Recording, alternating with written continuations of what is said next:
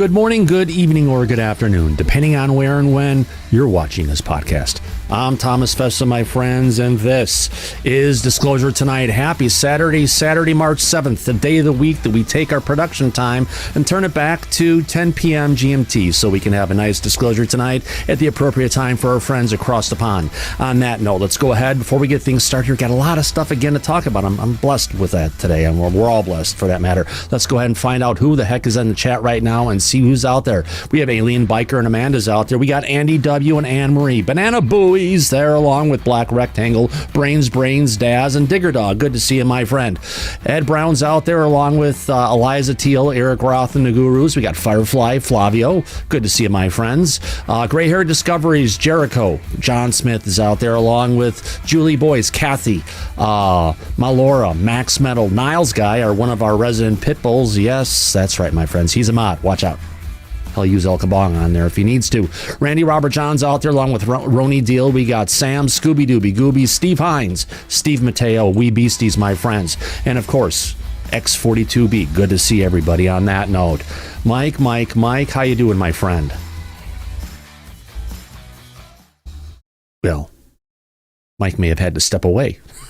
No, he didn't fall asleep yet, my friends. But yeah, got a bunch of interesting things going out there with our dear friend, Representative Eric Burleson. Can't wait to see where this is. Did he pop out? Nope, he did. We lost him. All right, so let's get this thing going. And in an Ask a Poll exclusive that just hit this morning, we have Representative Eric Burleson talking about Trump's UFO order, giving the intel community a green light. Let's see where Matt Lasso is going to take this for us on that note. Oh, why did I move that? Let's bring it down and get this story going. Let's jump into it. All right, here we go. Let's get it up here. Transcripts on board. So let's put it here. Put up the volume all the way. Make sure we can hear it. Make sure I can hear it. All right, here we go, folks. I haven't seen you since Trump's announcement on UAP. It's awesome. I think things are going to get better. I've already talked to people in the intel community, and it's given them a green light to do the things that they've always wanted to do on this. So, interesting. I think you're going to see some things change pretty quickly. So does that put public hearing on hold? We'll have a hearing when we need to have a hearing. Well, there you go. He talked about it. He brought it out.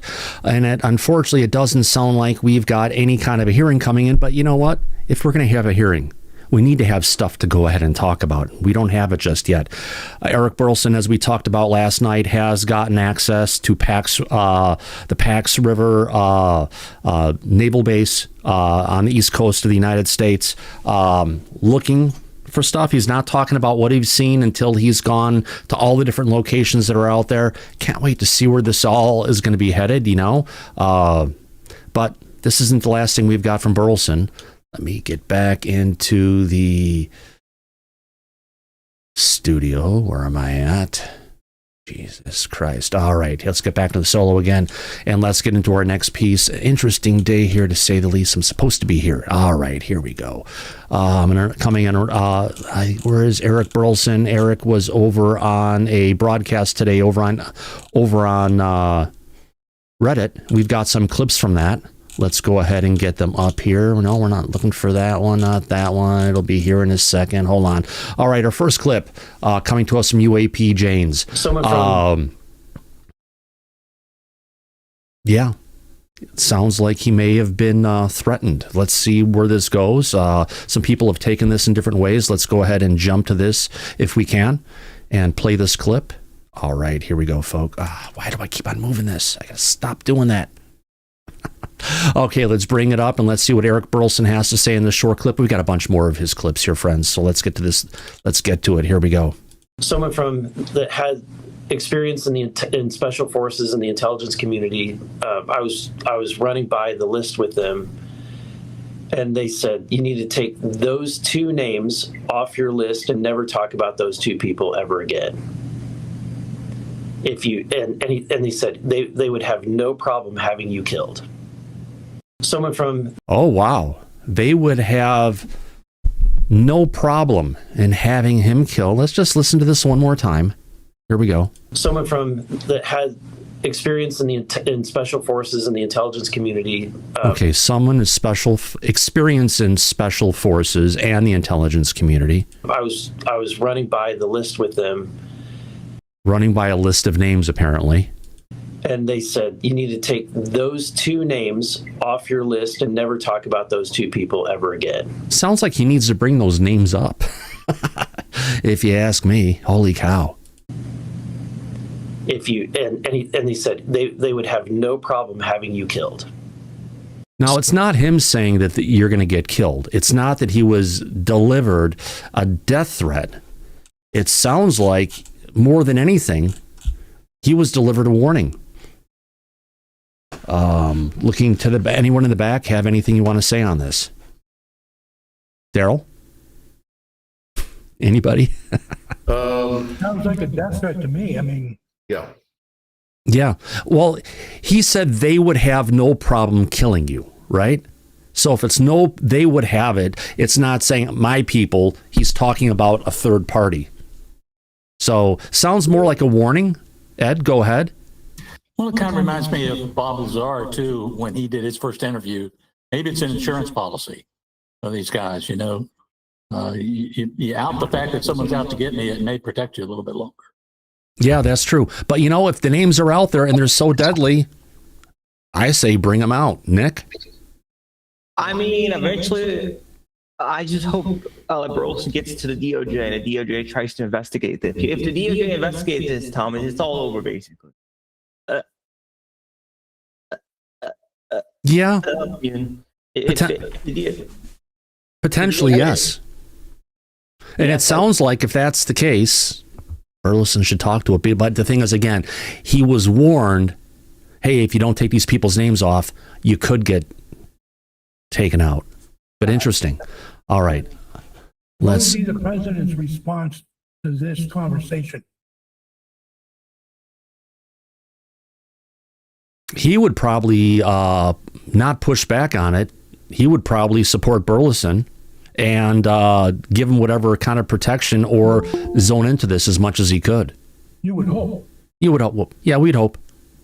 But Republican, they get along. He's already gotten permission to go ahead and see some sites coming from the president. And if this is going on based on the classification order that's been put in place, right? That potentially they could say, hey, I got permission for you to go and do this. I've got some names here. I'm talking to people. They're saying if I put these names on here, they may kill me. Can you help me out here? I don't see why he wouldn't help them out. But you never know. All right, let's get on to our next clip here. We've got, they've sent letters Yeah. to different agencies. Let's see what Eric Burleson has to say on this one. Here we go. I'm announcing this with you right now is that we put out a letter that was sent yesterday to Marco Rubio, to Pete Hegseth, to Tulsi Gabbard, and to Chris Wright in the DOE that why didn't he send it to Dan Ratcliffe? He's the former head of the CIA. The CIA has been involved with this for the longest time, but okay, we've got some names. It's a letter from myself that's signed by Nancy Mace, Eli Crane, Scott Perry, Anna Polina Luna, Tim Burchett, Subramanian, a Democrat member, and Andre Carson, who's a Democrat member. So of note is the two individuals on this list that signed this letter are on the Intelligence Committee. So you have the task force and the members of the Intelligence Committee asking for basically following up on the president's truth, and then furthermore specifically giving a list of items, file names that and the dates of these files, the metadata on these files that we're aware of, but we do not have the files themselves, and so this letter is requesting that Congress that we're able to see these files. Well, let's talk about this one for a bit. He's referencing as far as what would be considered to President Trump's tweet, his Truth Social post. He's treating it like it's an executive order. Well, he's giving them guidance and such. Really, if any of those individuals in those who head up those agencies, if they, if they would need to be forced to do this, you need to have an executive order like Trump likes to sign and, with his big letters when he signs his name every single time. That's what's missing. Secondly, you got the DOE, you got a bunch of other places. Why has the CIA been left out? That just seems dirty. Because we know they have the OGA, the Office of Global Access, that was put in place specifically for handling the recovery of crashed UAP. Michael, your thoughts? Or Ed, or anybody in the back? Well, I have some thoughts. Go ahead, Daryl. My thought is that we're probably never going to see all of the classified stuff. Oh, heck no. Yeah. Even if it's been ordered to be declassified, I'm guessing we're not going to see it all. Yeah, that sounds about accurate, Daryl. There's, if it's information that they always, the main reason they've been keeping the information back is because it compromises our national security, right? So no matter what they bring out, it's a matter of it goes and compromises our national security. Unless they find stuff that they determine, we can go ahead and talk about this without getting us too much in the weeds, which means we're not going to get everything. We're going to get something. And as Lou Elizondo was saying last year about where things are going, but the only thing that we can expect is an acknowledgement coming from the government that, yes, it does exist. Would that be enough for you? Honestly, anything extra would be enough for me. I mean, there's never going to be enough to satisfy me. I'm just a perfectionist. But at least if somebody starts knocking down some dominoes, right? The dominoes begin to fall, and maybe the CIA does contribute information, or people start pressing the CIA.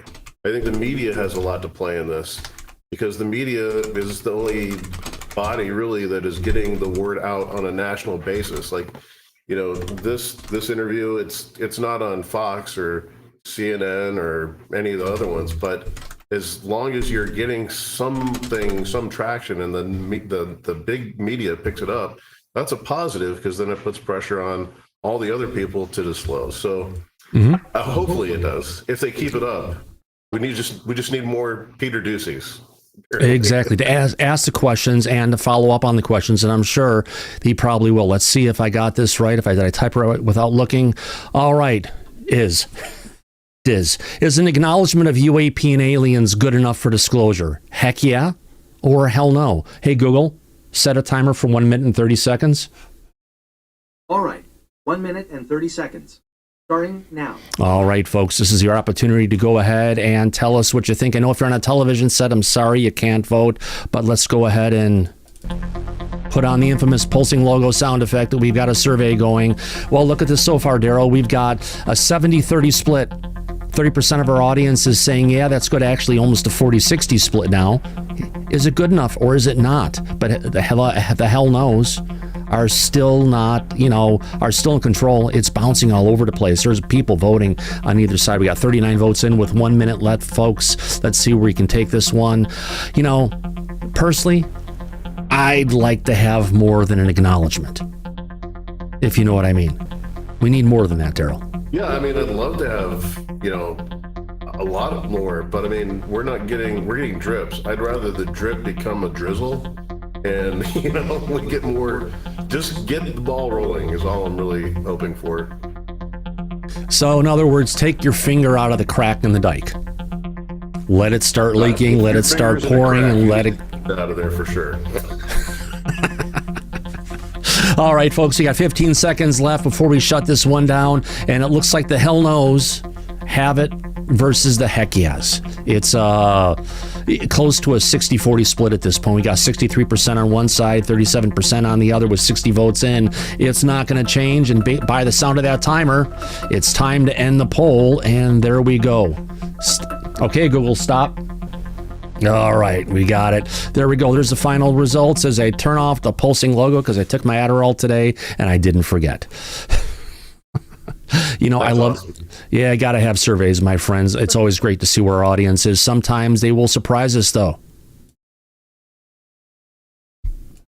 All right, let's see what else I've got here. I think I've got some more Eric Burleson on here. I don't want to have that one. Not that one yet. I think those are the only clips I've got from Burleson. One, we've got...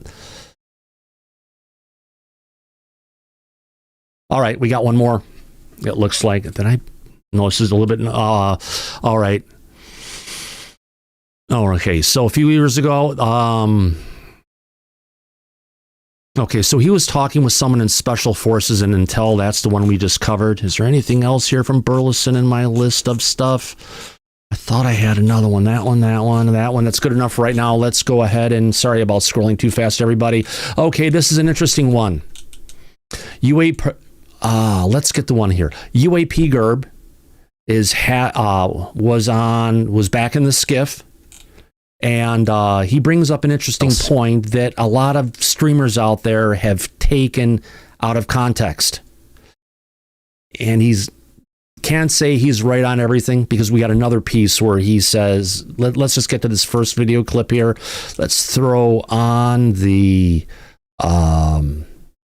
fair use for a second. Fair use top. All right, here we go, everybody. Move Daryl down just a little bit. There we go. Let's go ahead and play this. Here we go. The last time I kind of spoke about Elizondo on my video on the NRO and on Jesse's podcast, some folks connected with Lou reached out to me and said, hey, you better be careful talking about him or he'll sue you. So I'm just going to say again, we are mulling over ideas here. And okay, that little quote right there, Daryl, was saying some people who are connected with Elizondo, meaning people who know him, warned him, don't say bad stuff about Elizondo. He may sue you. Right? Yeah. He's got his lawyer and everything else out there. We know about that. Interesting piece about that. He didn't say, a bunch of people out there are saying Elizondo said he'd sue him. He didn't say it. It wasn't his lawyer, wasn't anybody who truly represents him. It seems like, what we're dealing with, Daryl, in a lot of cases is guilt by association. I guess so, man. But you know what? I think Lou's totally within his rights to sue somebody if there's a cause there. So yeah, good for Lou. I mean, I would. Yeah, if I've got the opportunity to. Exactly. If there's defamation, it is what it is. But I haven't heard him saying anything to defame anybody. He just brings up the same points that everybody else does. It's not like he's making stuff up like a bunch of people do. Let's play this. Here we go. We are just hypothesizing and thinking here. And understood. Alleging statements. Okay, understood. So under Obama... And this is where the clip starts right here. Yeah. So of course, Dave Grusch recently came on Megyn Kelly and said that DNI, Director of National Intelligence James Clapper, and his PDDNI, Principal Deputy Director of National Intelligence Stephanie O'Sullivan, were not only aware of the crash retrieval issue, but also managed it in a senior capacity, and this is under the Obama administration. The man who would have briefed Obama on all sorts of intelligence activities, was a man who was... I think his title was Deputy Director of National Intelligence, a man by the name of Michael Dempsey. This guy ran in the same cohort as Clapper and O'Sullivan, and he now, of course, is a senior vice president for government affairs at where else but Northrop Grumman. Anyways, under that same vein of Clapper, O'Sullivan, and Dempsey serving senior roles in legacy programs, there seemed to be a coordinated effort to set up a presidential candidate as the disclosure president. That would have been the next Democratic incumbent after Obama, Hillary Clinton. In my opinion, the ATIP program was an informal working group, not a real program besides anything written on a couple pieces of paper that was not directed, but the man at the helm was Lou Elizondo. And this was an effort to drum Hillary Clinton Clinton up as the disclosure president. And that involved folks like Hillary Clinton, John Podesta, of course, Hillary Clinton's campaign manager, and so forth. And when this plan kind of failed and Trump got in office, then that whole crew and ATIP kind of shifted towards targeting Tom DeLonge and To the Stars Academy. I think this was a very nefarious type of operation to bring about a limited disclosure. If you look at Lou Elizondo's early public appearances, especially the videos he released with Chris Mellon, who Chris Mellon, was I think an assistant deputy director in the USDI, Undersecretary for Defense for Intelligence, a pretty strange position that also was held later on by Ronald Moultrie, who would stand up AARO and appoint his good friend Sean Kirkpatrick as director. But I digress. Yeah, really quick here. It's interesting he brings up that ATIP and different things Lou was doing was potentially set up for a Republican or Democrat candidate / president to go ahead and give us disclosure. So we didn't get Hillary. We got Trump. But Daryl, didn't we get Biden for 4 years? Didn't they have an opportunity to go ahead and do things as well? Yeah, apparently the auto pen didn't want to release everything, I guess. I don't know. Yeah, and when he one of the few times that, I think the only time that Biden was ever asked about UFOs or disclosure, he said, go ahead and talk to Barack or ask Barack. Wasn't that Peter Doocy again? It was Peter Doocy, yeah. Seems like it's somebody we need to reach out to because he's actually making an impact in asking the right questions. He must have interest in this. Yeah, there was a guy from News Nation, Mark somebody or other, that also asked a question in the press briefing. So, I mean, whenever this is probably one of those things, like it's just a minute kind of a thing, but if everybody would do it, it would be probably beneficial to the UFO topic. Whenever those people do speak up, I always go to their Twitter handle, their X handle, whatever, and say, hey, thank you for opening your mouth and doing what the media should do. Yeah. Now, I'm not expecting any Peter Doocy to come back and say, hey, thanks. But, the more comments that come out like that, the more he is empowered personally to do it. Yeah, well, so he was part of ATIP. Someone in the Stargazer says they say Lou was never part of any program. The only one he's ever admitted to, I believe, was being at an ATIP, and then he was also part of something that we're aware of at Space Force before Danny Sheehan leaked that information and got him fired from his post. Yeah, it's a tangled web. Yeah, oh yes, it is. Let's play the rest of this one before I move on. Here we go. There seems to be a very nefarious plan to give partial disclosure. Not of crash retrievals, not of reverse engineering, not of knowledge of non-human intelligence, but just the presence of an amorphous threat of non-human intelligence. And this is what I believe Mellon and Lou Elizondo try to push with the New York Times article and the videos they brought forth. Someone should ask Leslie Kane if Lou has ever presented a hard piece of paper that said he was director of ATIP on it. Really quick, they're talking about, God, what did he just say again? This is my ADD kicking in at this point. Sorry, I got to rewind this one more time here. Hold on. Especially the videos he released with Chris Mellon, who... Mellon. Threat. Military and the DOD and the intelligence community classify everything as a threat. How much of a threat is it? They look at a flock of seagulls, a Canadian goose, a thunderstorm, hurricanes, foreign aggression, terrorism within the United States. All those things, they look at it, and they look at everything through the eye of a threat matrix, right, Daryl? 100%. And what this guy said, who is this guy? I mean, Harry Reid, he's talking about, it'd be great if there's a piece of paper where Lou Elizondo is the director of ATIP. Okay, well, is he aware that Harry Reid put in a memo that Elizondo is the person he says he is? I mean, does he just disregard that, or does he not know about it? We've got something to cover on this in our next piece, that maybe he's just disregarding it, but this is kind of information that feels like it's being carved to potentially suit his narrative, and any person who's being interviewed anywhere has their right to have their own opinion. Right, Daryl? Oh, God. Yeah, I suppose this is the reason why we need to create this product together, Thomas. It's called I don't know, the bullshit detector. Bullshitometer. You wear it on your neck, and as soon as you start saying bullshit, it starts beeping. And it's AI guided. It's taking everything it knows in the universe. And when you start saying bullshit like there's no paper that says Elizondo's ever director, it goes, whoa, whoa, whoa, wait a minute. Yeah. We need that. Exactly. And hopefully it shocks people. Like, it doesn't just low red and tell you, wait a minute. It actually gives you a shock, so you are conditioned to not tell bullshit or lies. Right. It could also be called the troll alert, Darren, because that's where that information comes from usually. Yeah, that's a good one. Good to see you, Mike. Yeah, thanks. I had to help the wife in with packages. She went shopping. Oh, yeah. We understand that. It's better you put the phone on, left the meeting to come back.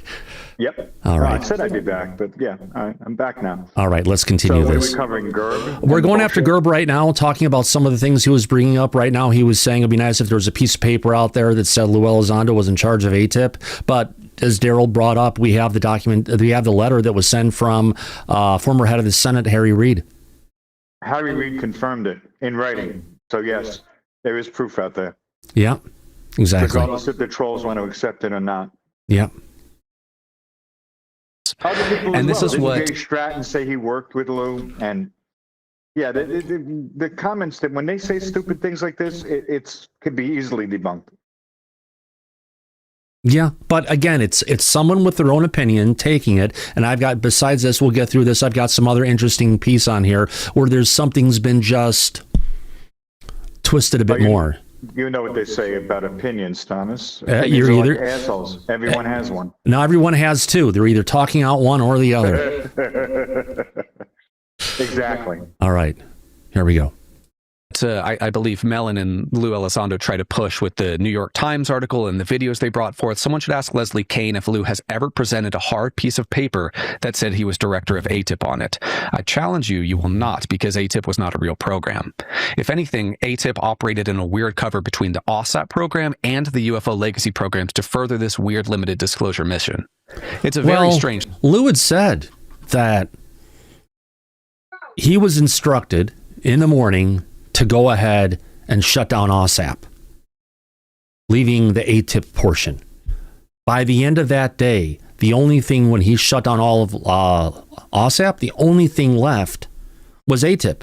He got rid of everything else. Everyone else got fired. Their contracts were terminated. The whole program was shut down, leaving just Lou and his number of people that were there. Doesn't matter how secretive a program is. We know he was working on something called ATIP. And, I don't think there's enough for Lou to sue here. This is just, again, someone reading stuff and saying things that it's not like it's overly defamatory. It's not like it's a personal attack. It's just his opinion of what was going on in the DOD, which we may or may not agree with it, which we'll do a poll on that as soon as we're through this. Here we go. Thing. And you can start to see weird milestones in that. Like, when did Lou Elizondo start talking about UFO crash retrievals? That was after David Grusch went public. Got proof on that one coming up. You will not find him speaking about it beforehand.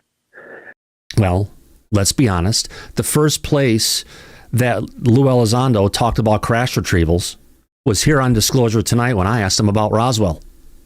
And that was the first time, every single time before he was asked a question about Roswell, he said, I can't answer that.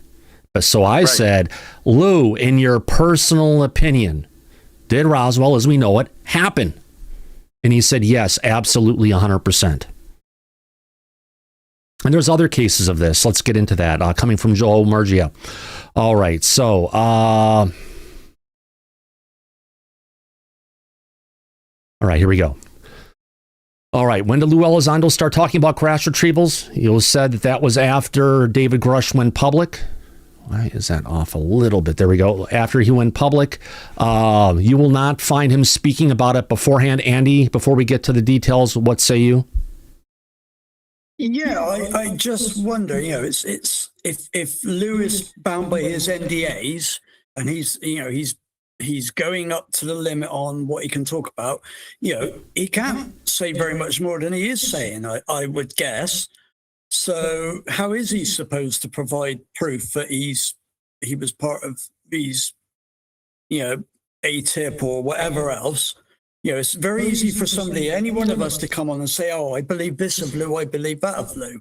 Never spoken to Lou. I don't have the foggiest clue, and I bet you a UAP girl. I've never listened to any of his stuff. It's very easy for somebody to come on and claim that, oh, this, that, and the other. I could come on and make claims, but it doesn't mean I actually know what I'm talking about, which is most of the time anyway. So don't take anything I say as gospel. It's just, it's very easy for him to come out with these ideas of his of what's actually going on when somebody can't reply in full. Yeah. So Lou is speaking what the government approves and provides then? No, not provides. Lou has, from stuff that he's been able to talk about in his book and before his book came out, he was able to talk, if you want to call it, up to the line on certain things, because he knows if he crosses the line on certain things, he will, if you want to call it, breach national security. He will lose his clearance.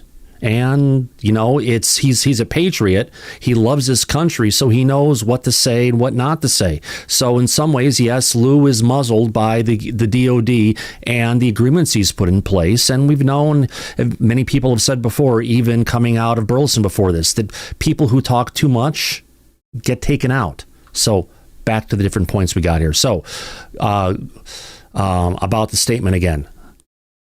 On Disclosure tonight, we're the first people to get that answer out of Lou. In my personal belief in Roswell, 100%, but I cannot speak officially, and I cannot discuss anything else that may or may not have been transcribed. Next one came from Lou. This is on the Lou dossier X in 2021. Coming from Lou, you said something that Roswell was the first time the U.S. Government was involved, and I'll share with you that may not necessarily be true. There may be anecdotal information that indicates that perhaps the U.S. government was involved, and even before that, in purported recovery type activities. This was back in 2021 before Grusch, and I believe what he's talking about here is actually the Magenta, Italy crash that happened that we got to recover back in the 30s. Yep. Host, I mean, you mean probably 1942 in LA or something? No. I don't want to elaborate yet, but I think some information is going to come to light here probably soon about some interesting incidents. Again, it's not up to me. There are some people out there that are willing to come forward, like David Grusch, I think, and I'm just providing you the information that was indicated to me. I think we'll need to be careful jumping to presumptions or assumptions that Roswell was the first event similar to what we're talking about. This goes back to 2021.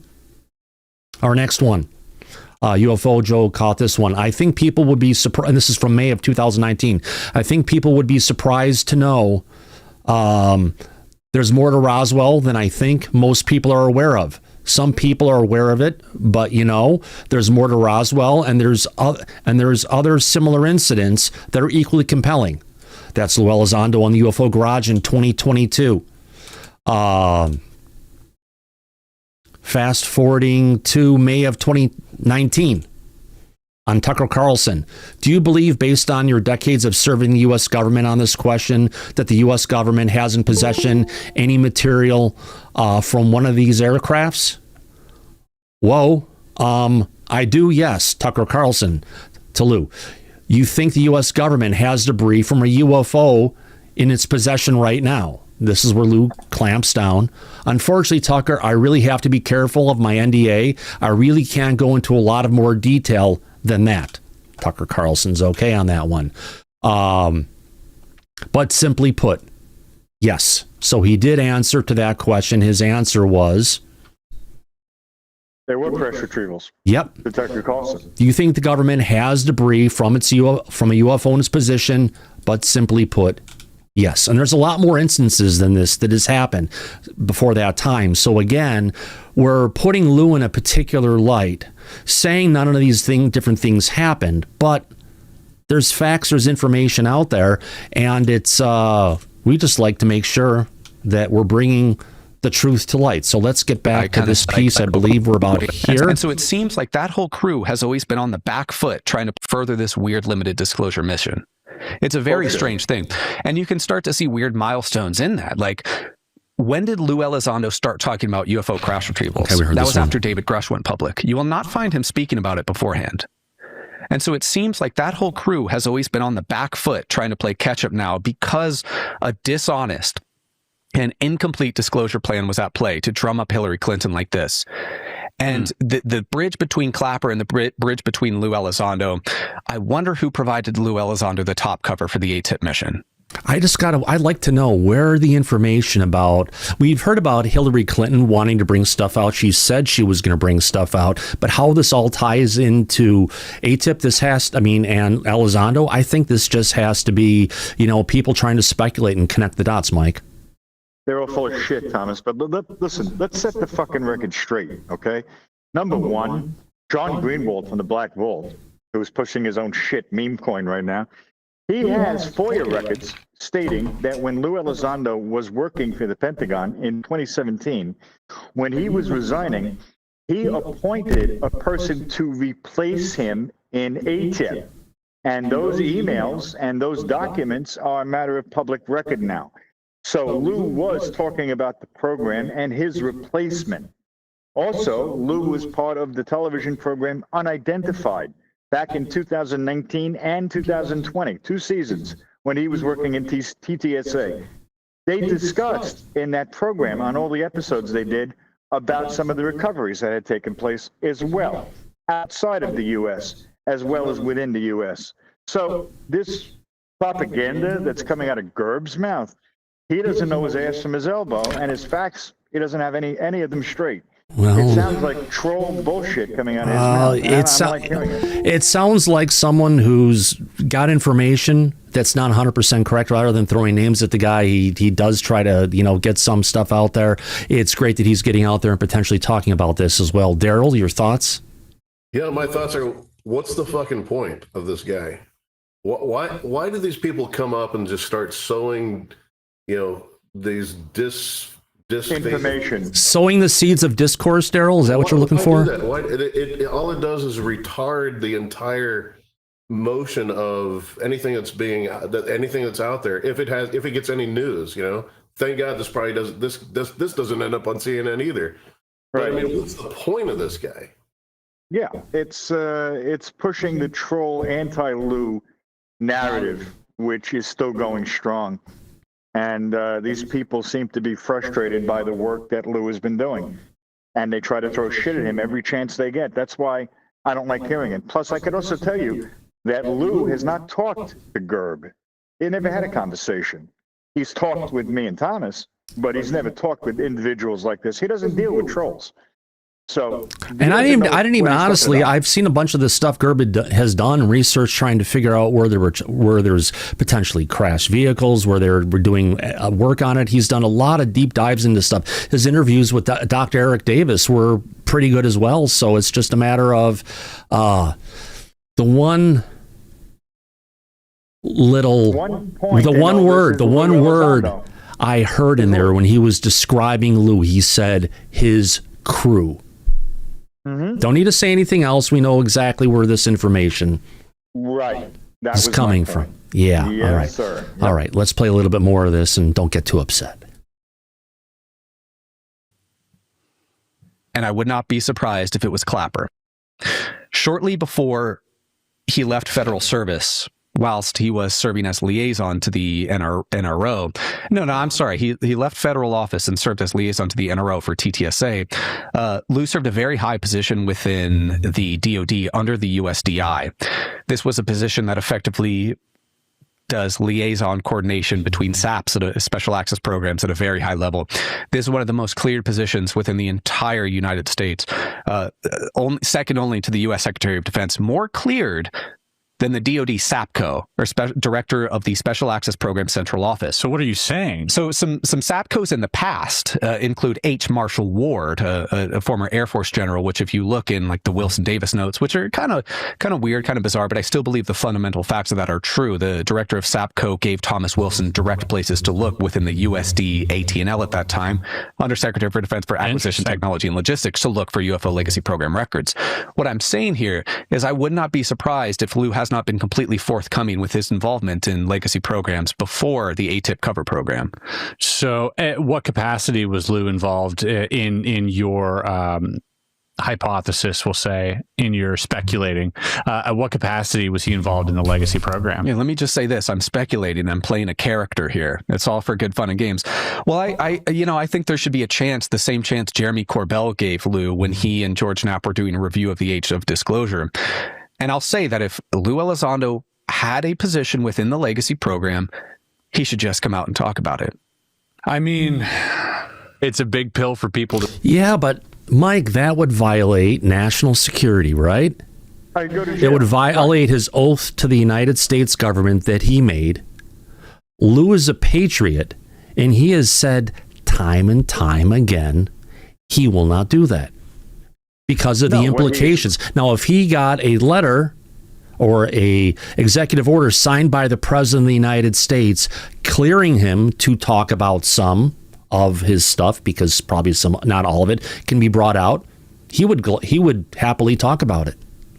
Right, but also let me point out that Lou has publicly said, and here on the show with us as well, that if he had to choose between disclosure and national security, he's a patriot and he would choose national security over UAP disclosure to the public. We've criticized him for that, but we understand why he would make a point like that, because he's not looking to go to jail, and he actually is a patriot of the government. Right. So, yeah, Gerb doesn't know what he's talking about. He tries to do the right thing, but you're only limited to what you can or cannot do. I mean, they've talked about people. I mean, even Burleson was talking. You cross the line, they will kill you.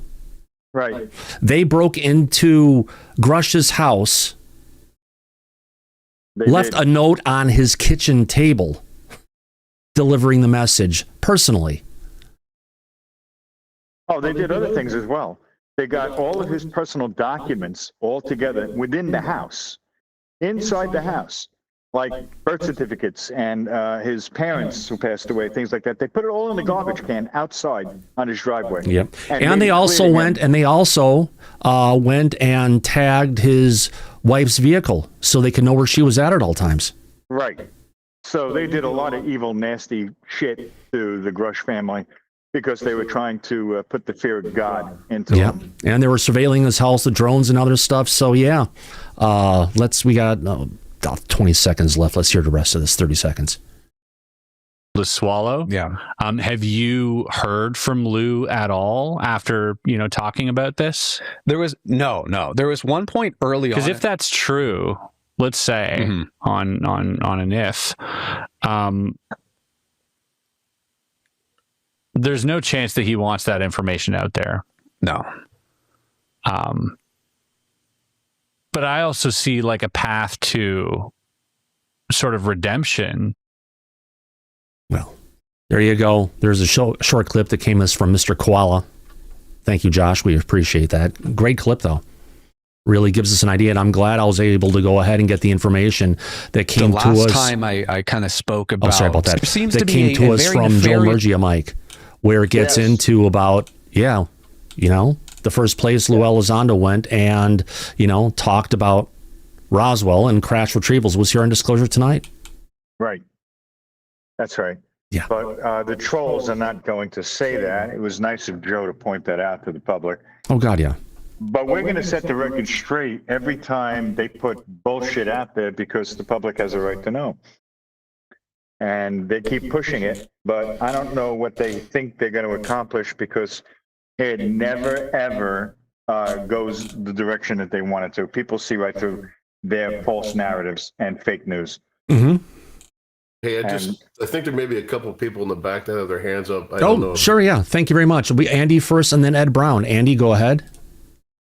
Not knowing this character UAP Gerb, I've heard the name about. Where does he actually come from? Where does his expertise stem from? To me, he seems pretty good at remembering facts and information and regurgitating it.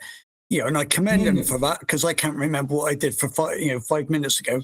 Sorry, who are you again? But no, it's very easy for people to sit on the sidelines and say, oh, Lou should be giving this information out, should be giving that information out. But if, I have no idea what Lou's history is other than what he's told us, and yeah, he's not going to break NDAs. If you ask anybody here in the UK, I might know people who might have served in certain, army units and things. But I bet if I ask them, oh, what did you actually do in your service? They're not going to tell me. So it's so easy to sit on the sidelines. Any one of us to sit on the sidelines and say, oh, this character should tell all this information. But if they're bound by NDAs and bound by whatever they've signed up for, they're not going to tell people. I'm sure. I bet he doesn't even tell his wife things that he did in the past, Lou. It's so easy for armchair people like us to turn around and say that. And I am an armchair. I'm a sofa person at the moment, actually, because I don't own an armchair. But it's so easy for us to come on and do shows like these and say, oh, this should happen or that should happen. But we're not the ones who are being put in positions of being the ones being told to disclose. So, yeah, in the fullness of time, Lou may come out and tell us more that he's actually able to, or he may never do. And I fully understand that. I guess it comes down to what the president of the United States allows. Yeah, I'm sure if your president said, right, Lou, you're completely absolved of all your NDAs, carry on, then I'm sure Lou, as a patriot, would bring out every piece of information he knows of. Yeah, I'm sure he would do that. But at the moment, he can and he won't. So, I personally don't know what the problem is. Andy, let me remind you, Lou also wrote a book publicly that explained a lot of the information that he has been exposed to throughout his career. So if there are any questions, all Gerb had to do is read Lou's goddamn book. Or if, you know what, I'll go one better. If he's as well connected as he claims to be, and from what I know, he is a civilian researcher in this topic. That's his claim to fame. He should have reached out through his contacts and had a conversation with Lou like Thomas and I did, and asked him whatever he wanted to see if he got the information that he was looking for, or an explanation, any of the above. But it doesn't seem to me that Gerb is getting information directly from the horse's mouth. No, he's not. Or has any interest to do that. That's the problem. Yeah, I hear you, Mike. I hear you. Let's go on to Ed Brown. We've all got this conversation going real well. I'm enjoying the conversation, but I wanted to take us back to what Bolson said about being watched. While y'all were talking, I was doing some AI searching on that. Gemini thinks that Trump has actually assigned some U.S. Marshals to the committee, to Burleson and to Luna and to Purchett. That would add an interesting twist to this. It would sort of validate the fact that somebody is out to get them, possibly. But you heard anything about that, Thomas? No, I haven't. Yeah. It said that it looked like he had assigned U.S. Marshals to them. Considering that Grok hallucinates up to, I'm not Grok, considering that OpenAI, ChatGPT hallucinates up to 30% of the time, I think Gemini's got a little bit better of a record these days. Well, I jump around with several of them to see what different answers I'll get, but it seemed to me a plausible answer. I'll put it that way. Yeah. But, kind of goes back to that old saying of among fighters is when you start getting shot at, you're right over the target. So I think we're getting real close to saying something or finding out something in those committees that somebody wants left unsaid. Mm-hmm. Great point. I believe you on that one. You make a really good point. Mike, getting into our next piece here, we've got some clips here. Eric Davis is on with Jesse Michaels today, and we've got some clips on that. But I've got an older clip I want to go ahead and play about how UAP programs are hidden from oversight of both Congress and the president. Now, if there's anyone who needs to get uncorked to talk about a lot of stuff because he has been involved in the legacy program directly, let's see what Eric Davis has to say in this interview piece coming from the Soul Foundation, which I need to put a link up on this one. Let's take this one full screen, turn off the logo here to make us nice and happy. Let me just do this really quick. All right, let's go ahead and play this Seoul conference video. I wish it wasn't so much on here. Here we go. Something that'll... Let's get it up here. All right, folks, here we go. Onto that, there's something that a lot of people don't realize. I'm going to read from my notes here because there's a lot to relay here. On top of what Kurt says, there's also the onus of the Presidential Emergency Action Documents that are called PEADS, P-E-A-D-S, Presidential Emergency Action Documents, that President Eisenhower instituted during his administration in the 1950s. This is what keeps the waived unacknowledged special access programs, the UAP crash retrieval programs, outside of congressional oversight. The classified PEADS are designed to implement extraordinary presidential authority in response to extraordinary situations, such that they are not even subjected to congressional oversight. And there is no requirement to disclose the PEADS to the Congress. And they've never been disclosed to Congress. And there are no PEADS that have ever been leaked as well. They've never been briefed outside of the executive branch. And the Gang of Eight, or at least one or two members of the Gang of Eight from both houses of Congress, have been briefed on UAPs, but only on the parameters of the phenomenon, not the specific details. And the PEADS are not subjected to the modern FOIA law at all. In addition, the legacy UAP waived unacknowledged special access programs are tied up in contractual relationships with select members of the defense intelligence industry. And they have these relationships with the cognizant U.S. government agencies. And the industry firms that run these would not be allowed to reveal any of this information under any circumstances, neither with the defense intelligence agencies, because they're in the executive branch. Such contracts are almost assuredly sole source contracts. They can't be publicly competitively bid through requests for proposals or broad area announcements, because to do so would jeopardize their security. So they're done very much under the table. And there would be no open request for proposals through that mechanism, so that's why you don't hear about it. The Congress could exert its power of the purse by choosing to fund these programs, but the question is how do you know which programs to defund, because they don't know what they are or who has them. So that's what I wanted to add on to Kirk's. Interesting point coming from Eric Davis, giving us a history of where things are. This guy is a mountain of information who's had his hands on things. Let's get ahead, and I've got some clips here of Eric Davis. So we've got talking about here we go, talking about the Roswell crash again. Let's go ahead and play this clip coming to us from, this is a post coming to us from American Alchemy. Jesse Michaels himself, U.S. Admiral, searched the classified system, found the Roswell crash retrieval program, and confirmed it was real. Let's see what Davis has to say about this, folks. Here we go. What Mitchell said was very interesting. He said Admiral Wilson came back, contacted Will Miller, and called him up and told him he did his search, and he did find out that the alleged Roswell crash was real. There was a there. It really happened. Hold it wasn't on. Sorry, I hit the wrong button over here, folks. Let me get this back again. Bring this back over a bit more. Here we go. Sorry about that.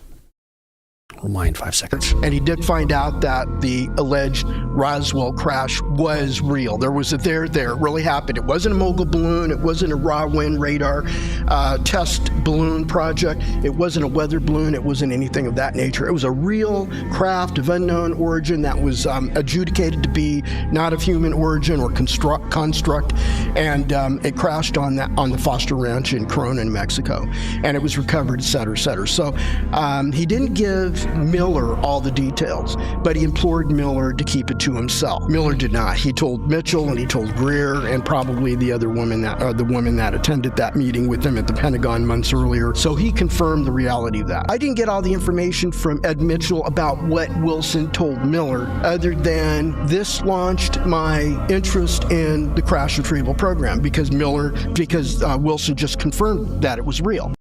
Yep. He knows his stuff. He's involved with this, to say the absolute least. And I think I should have another clip here of Davis. I believe I've got about 3 of them. Let's just keep on going, get into it really quickly. No. There we go. Here we go. Eric Davis talking about Jimmy Carter, his briefing, and what went on with that. Let's get to this one. Here we go, folks.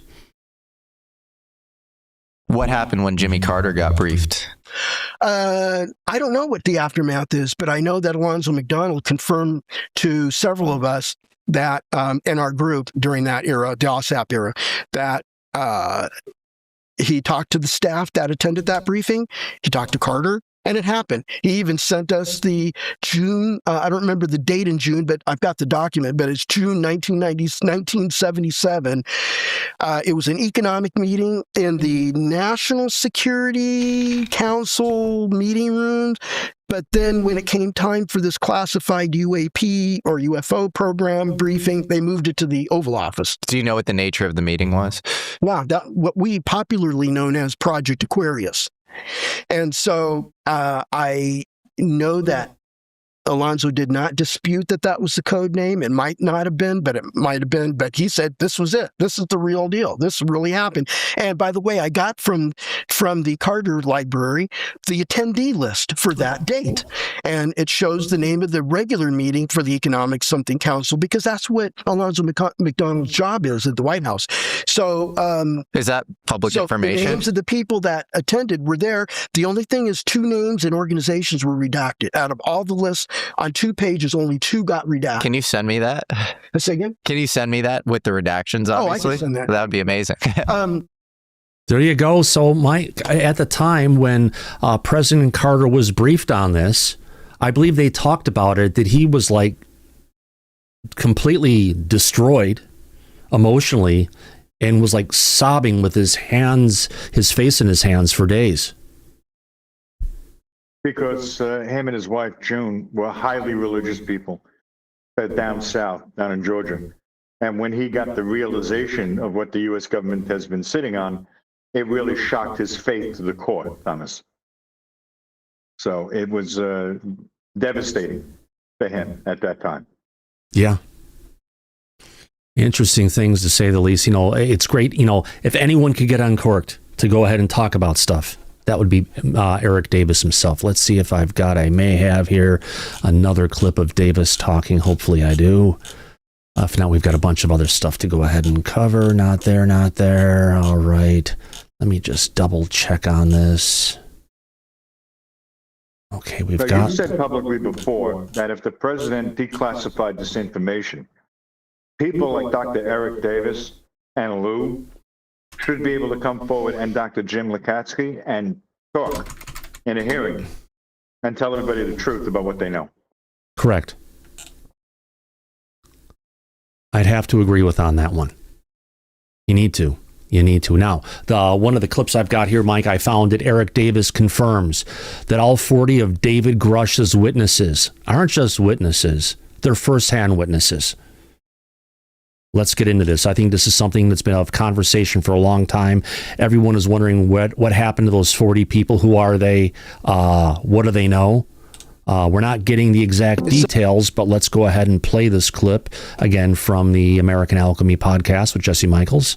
Let's get this up here. Actually, get into here a little bit so we can make it a little bit smaller. Move it over so we can go ahead and see it. Move it down a little bit. All right, folks. Here we go. Let's play it. A lot of people ask about kind of circular reporting when it comes to UFO, testimonies. David Grusch is what a lot of people I think are hinging their belief on, because he's just seems like a very kind of honest, above board guy who stumbled into a lot of this stuff. How many of his witnesses, his 40 witnesses, are more of kind of the hapless engineer type that just worked on the vehicles versus people who have, you know, kind of secondhand or, you know, third hand? No, they're all firsthand. It's just that it's something that Eric and I had lots of hours and hours of conversations about 2 years ago. Not a single of them were a physicist. Not a single one of these guys were physicists. They had some discipline in engineering in their profession. They were either electrical engineers, material scientists, aerospace engineers, aeromechanical, aerothermal, thermal control, fluid mechanics. Save that. There wasn't a real physicist there. Nobody at the PhD level who was either an applied physicist or a theoretical physicist. A lot of people ask about. Well, you know why, Mike? They're talking about a lot of people out there who are really smart from all the different positions. None of them are physicists, but potentially because the physicists are smart enough to keep their mouth shut.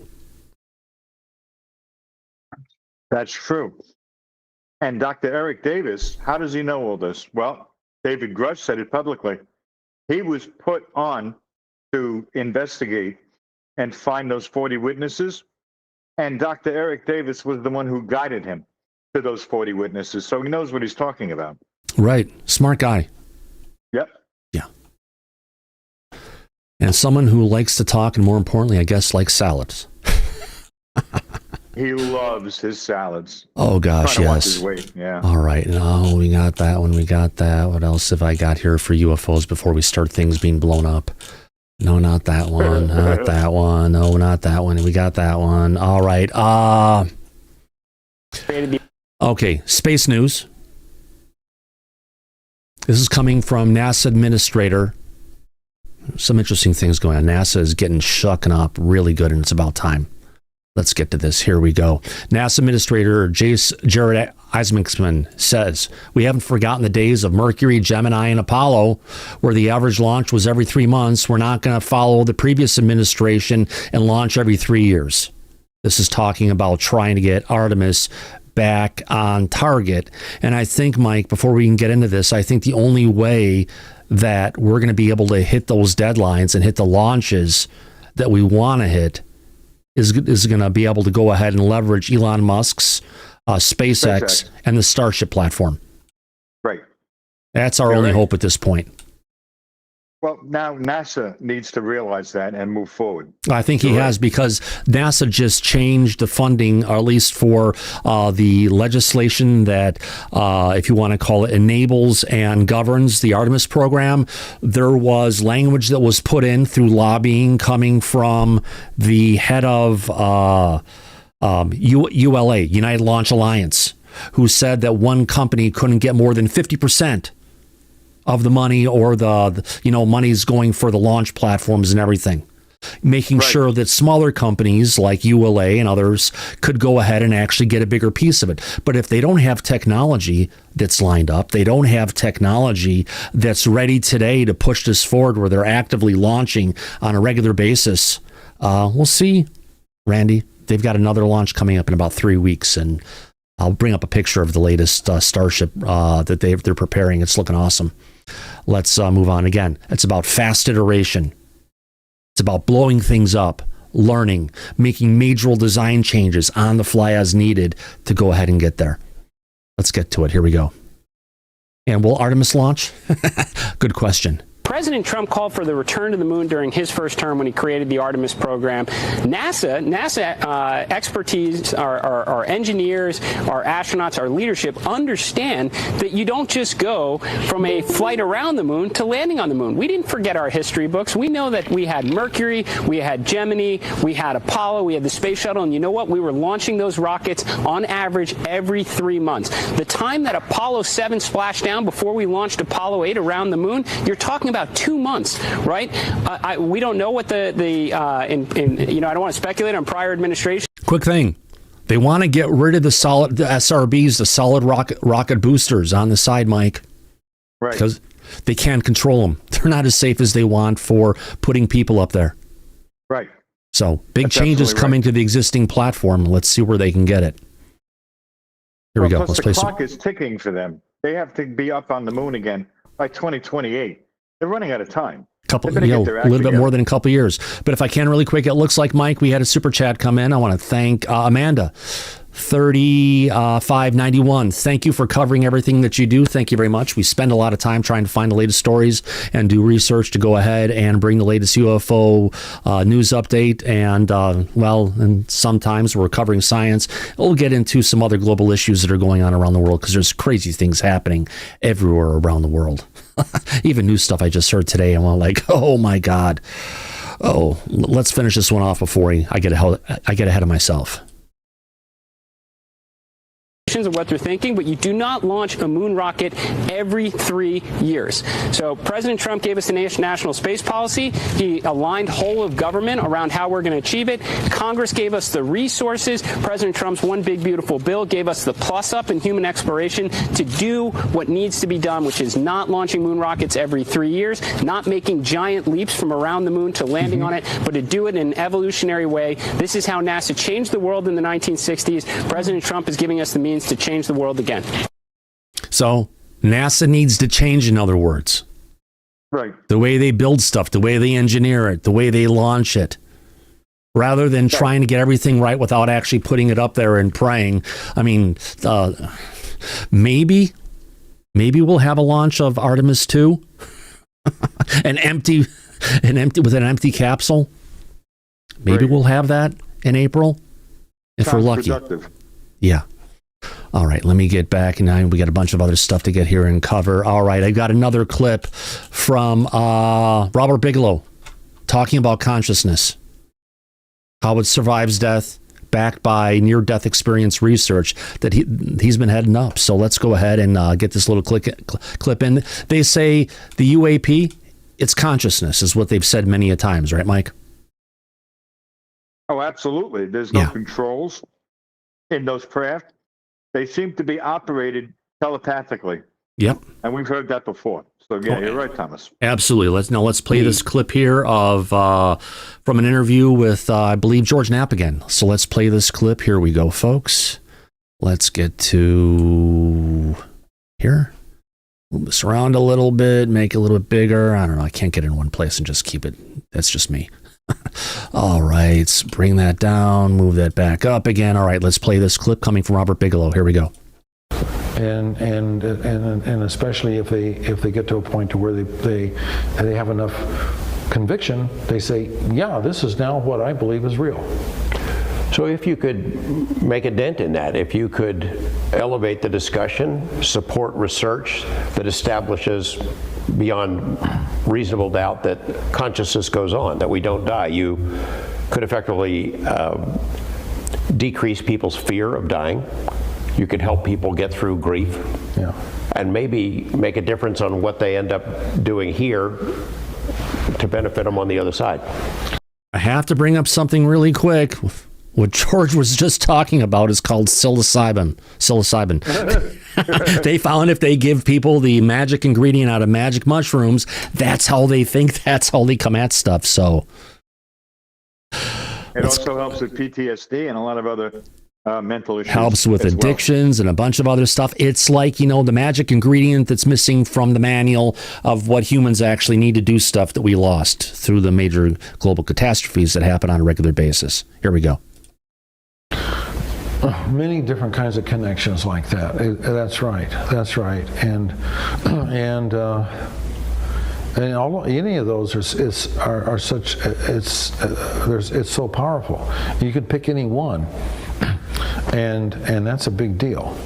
What you, as a consequence, if you believe that there's a karmic connection between both sides, then what you do matters.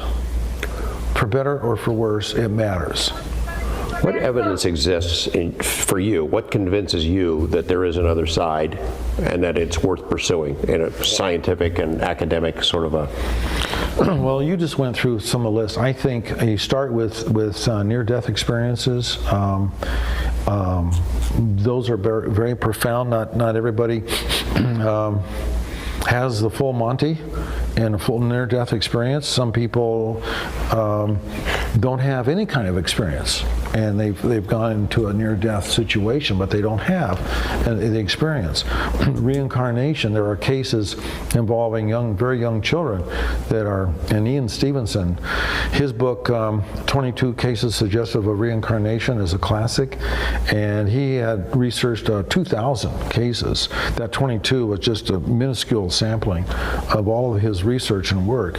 And so reincarnation circumstances really stretch the bizarre if you're trying to give conventional answers as to how people can know things they should have no business knowing, and so you're beyond the credible. If it's easier to acknowledge something that's phenomenal here sometimes than go to extremes and trying to concoct an answer that would fit a typical scientist's method of answering something. Interesting part I want to bring up. There was a Egyptologist by the name of Carmen Bolter. She was also doing a lot of research into, if you want to call it, Atlantis before she met an untimely early death in her life back around 2001 or so during the COVID crisis when that was going on.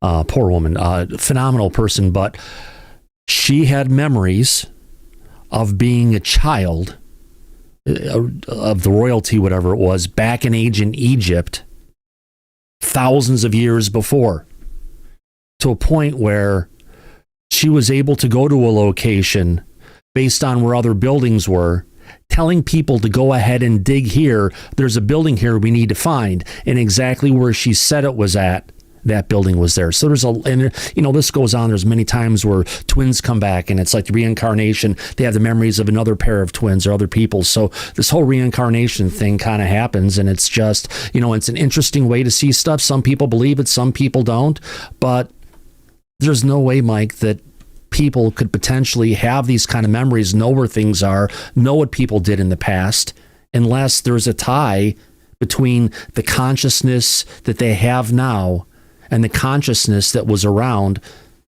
hundreds of thousands of years in the past. Well, consciousness is one thing. It's not something that changes like, the seasons do. Consciousness is something either, you have or you don't.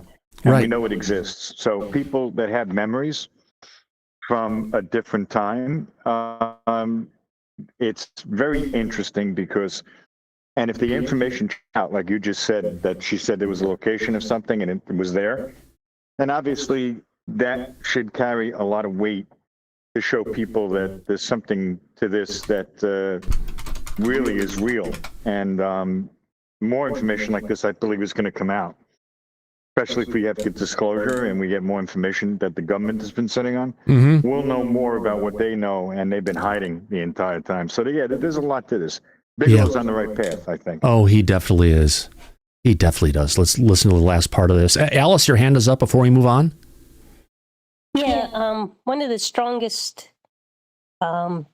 reasons I have for reincarnation are child prodigies, 2 and 3-year-olds that just go out there and play an instrument or do something fantastic. Yep. Where could that come from? Except, I think it could be cellular memory, but it seems to be some type of consciousness. It's something, I'll use the word magical. That's right. Great point, though. Thanks for bringing that up, Alice. I appreciate that. All right, let's play the rest of this. Here we go. Something, you can go to ridiculous lengths, and I think having apparitions. If you see an apparition, how do you explain that? Mm-hmm. So if you have personal experiences, if you saw something move, something levitate, poltergeist effects like very loud crashes and noises on things, and nothing is out of place, and I've had that happen. I've had things. So personal experiences help. Trusted members of your family telling you things that the family members, and they're so struck by what's happened to them. And that's impressive. How was it what were the conditions under which you were told something, and how profound something is. So I think there's all kinds of ways. Yeah. Interesting things, to say the least. Now, Mike, he did mention something called a karmic connection. Do you think that could mean something around the word of around the area of karma? Yeah, that's what it sounds like to me, Thomas. Yeah, I know. I got to bring this up. My sister Cindy, who is not the most angel out there in a lot of ways, was walking her dog one day, and it was in Kenosha, Wisconsin, and she slipped on ice and fell and slid right under the back tires of a pickup truck or a truck pulling a bobcat. Meaning it wasn't one tire that ran her over. No. 2 tires for the back, another tire here, and another tire there. She was run over by 4 tires, Mike. Granted, she's paralyzed, and I tried to get her to go ahead and get the shots at that time. That's what they had discovered. There's this blue dye, like it's in M&Ms, right? If you take that and inject into people in high amounts, first of all, they do turn blue for a while. She would have looked like the, Veronica from Willy Wonka, kind of big. And unfortunately, she didn't do it. But if she would have done that, that could have potentially repaired her spinal cord. She's been paralyzed since. But yeah, karma sucks. It's called methylene blue, Thomas, what you're talking about. That medication. No, not methylene blue. That's something else that people are taking. It's literally the blue dye that they use for M&Ms. If it's methylene blue, then it's methylene blue. But yeah, it's blue dye. Yep. Either way, karma. Blue, you're right. Yeah, it happens. All right. Just a thought. There are other facilities built. Go ahead. Sorry. On methylene blue, curious, Thomas or Mike, have you ever tried it? No, I tastes haven't. like diesel gasoline, but no, I haven't tried it, Darryl. It also makes you pee blue. Yes, it does. I heard. Okay. More tiny bowl needed. But it doesn't make you turn blue. That's the difference. Right. She would have been given to an intravenously, but well, it's got to do what they got to do. All right, next one. I guess we do have another clip here of Eric Burleson. He's giving us an update about that UFO that is too big to move. Let's go ahead and play this. Came to us from that Eric Burleson live that was been going on over at YouTube earlier today. It was also on Reddit. Let's go ahead, and we already got the fair use up there. Let's play this next clip. Here we go. Are UFOs, Low Lecture 1110. Mr. Burleson, may we have an update on your efforts to visit the overseas facility that is allegedly built over a UFO that is too big to move? And are there other facilities built over UFOs inside the United States or elsewhere on Earth? I am working to try to make that happen. That's not going to be easy. It's going to, anytime you kind of leave the country, on official business, you have to get approval. It has to go through a bunch of stuff. It's so much easier to stay in the CONUS. So it's going to be. I'm going to have to try to figure out how to make it happen.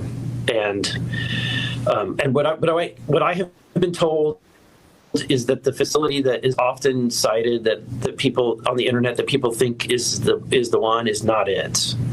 That's not the. So it would not be the one that's in South Korea. We're probably talking about the one is going to be in Australia. Australia. Yes, sir. Yeah. I think what people think it's in South Korea, I believe. Just because I'm just saying that because I think it's out there on the internet. Or at least one of them. I don't know. Yeah.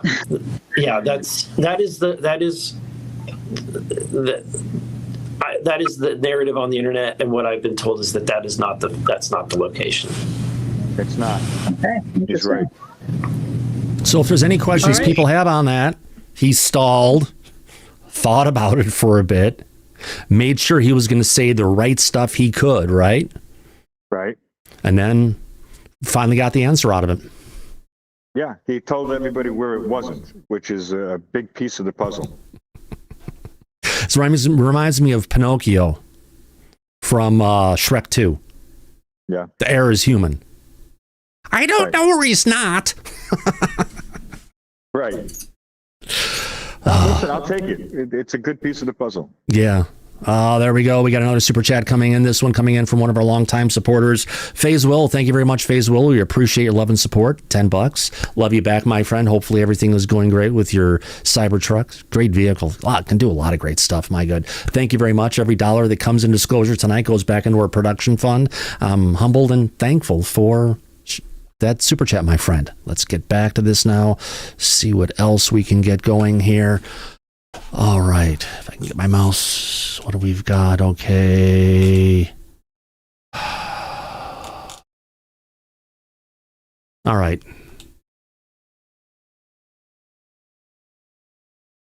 Make sure I've got that one. I've got that one. I've got that one. Okay, I've got this one. You know the old saying from Bugs Bunny, I'll do it, but I'll probably hate myself in the morning? Yes.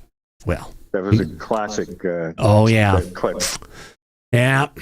You're going to know why we've got the Redacted show, Mike, and you'd never guess who they have as a guest. Who now? Ow! DC Muscle Wolf. Oh, no. Son of a bitch, yeah. I'll do it. Clayton Morris. You know, he's another one who is outside of this country.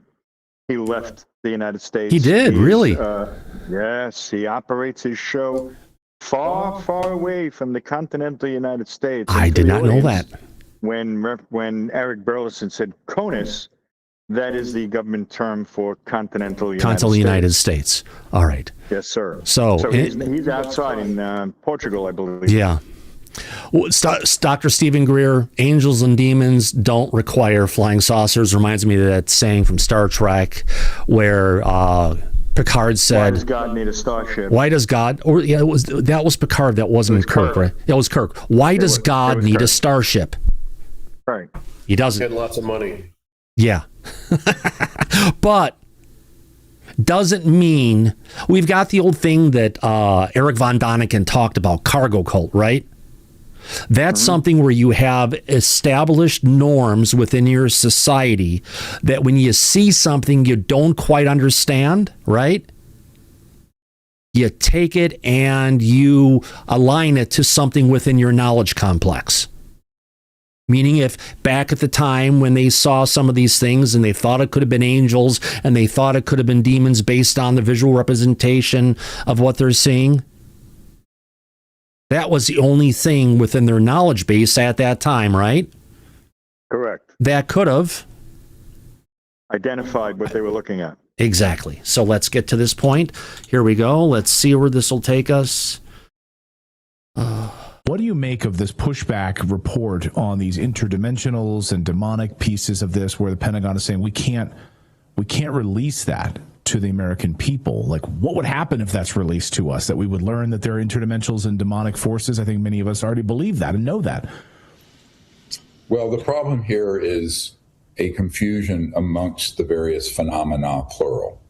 And this has been a problem for decades, and it's deliberate. For example, there are interstellar extraterrestrial civilizations that, in order to go from A to B through the universe, are crossing through other dimensions. They do not originate from another dimension. There are also phenomena from other dimensions that are extra-dimensional or interdimensional.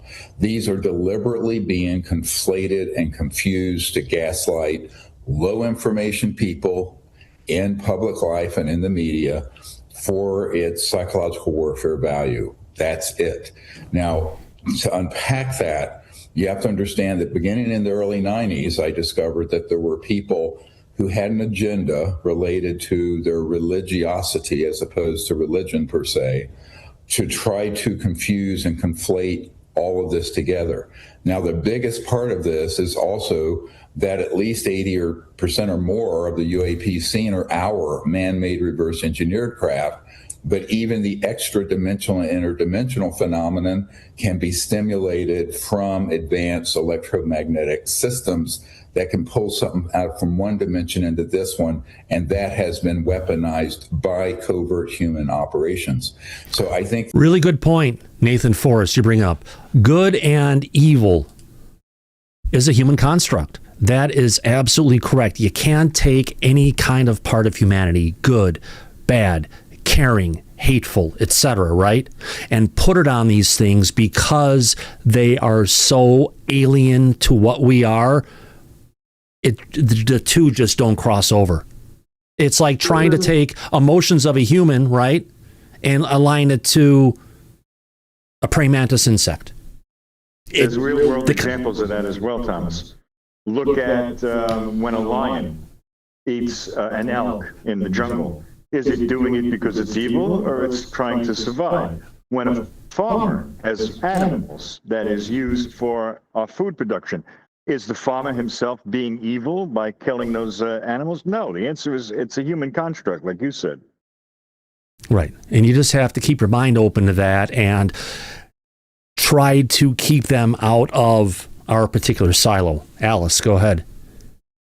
Yeah, talking about constructs, if it's a human construct and the ETs are in this construct, then they very well may have the same type of emotions. No, maybe the word construct is wrong. They're coming into our dimension, into our reality. They're not coming here and all of a sudden because they're here, they're now taking on all the traits of what humans have. Right. I see. We may be sharing a construct with them. Right. We may be having a layer of consciousness that's out there that we can all communicate through, but it doesn't mean the human embodiment of things that we see align with this non-human intelligence because they are so alien to humans. I'm wondering if all ET isn't multidimensional at this point. I'd love to know. I know, me too. You know, and don't forget, it's also come out in the past before, and there was an article I didn't bring up last night about this, that sometimes we think, right, that we have to go far into the distance to find these things. Some of these things could be small on an atomic scale. Not everything is, right? Not everything is on the human scale. That's why when they say, you know, we go into some of these ships and it's made for creatures that are 3 foot tall. It's for a reason. I was watching Jay's podcast today, the Galactic Family, I think it was. Yep. And there was a woman on there that is in touch with ET at this point, and she's having a very, I believe she's with Palladians, and she is talking as though they're very multidimensional also. So there's a lot of this same idea coming out. Right now, but it's interesting. We've never heard about Palladians being multidimensional until that started coming in as part of the vernacular of the conversation that's going on. It's interesting because I heard it myself independently. So yeah, it is somewhere. I mean, I guess it's like with Tesla and Einstein, the idea is in the air. Yep. And we kind of if you're having an idea, you think it's great, there are at least 3 other people on the planet who's having that idea at the exact same time. There is this shared quantum consciousness connection that we all have. Thank you. Thank you. Wow. Great. Let's get back to our favorite person, Mike. Here we go. It's extremely complex. Mr. Hegseth has a very tall order to fill. And I know people on my team who are close with him as well as with the president. We're working to get key information to them. There's going to be a lot of confusion on this because ufology is an amalgam of multiple phenomena being called the same thing, and they aren't. I very comically relate to being with Pope John Paul's senior theologian at the Vatican in the 90s, Monsignor Balducci, and we discussed this, and this was been in probably the mid to late 90s, and he said, look, and he was a demonologist, by the way. His specialty was demonology for the Vatican.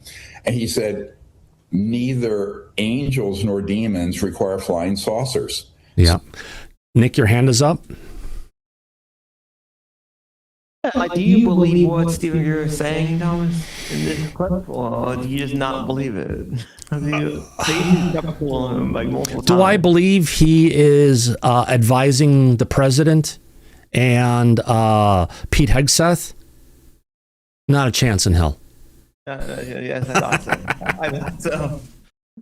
You know, for the longest time, he had been saying all the UFOs you see out there, they're all ARVs. They're all alien reproduction vehicles. They're not. They're just not.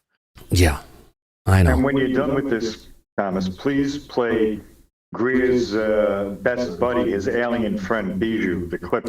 Gotcha. Oh, wow. Another super chat just came in. Holy cow. Thank you very much. Another one just hit from our good friend FaZe Will. Holy cow. Love you, Thomas, Mike. Keep up the amazing work. Thank you very much. We try to do our best here. I love your support, man. Phenomenal. Thank you again, sir. And also, we had another one come in from Peggy and Steve, all the way from Florida. Thank you very much. Re-wrecked it. Thank you very much. We appreciate the support and everything we're getting from everybody. Do you believe secret space program, Thomas? Do you believe that we even have a secret space program or no? Or that's all lies? Like we have ARVs where we can go to other galaxies or other dimensions and stuff like that? No, I don't believe that. Okay, so we don't have a secret space program. Now, do we potentially have different things that we were doing in space that remained highly classified, like back during the Star Wars days and the space shuttle, and even now? Oh, heck yeah. Think about the X-42, that little space shuttle replica they have. They send them up there, and they go up there for years at a time. They don't tell us about what the hell they're doing up there. So there is a secret program. Some of it, we're seeing part of it, but I'm sure there may be things that we don't know everything about. But do we have an alien reproductive vehicle or reproduction vehicle? Probably not.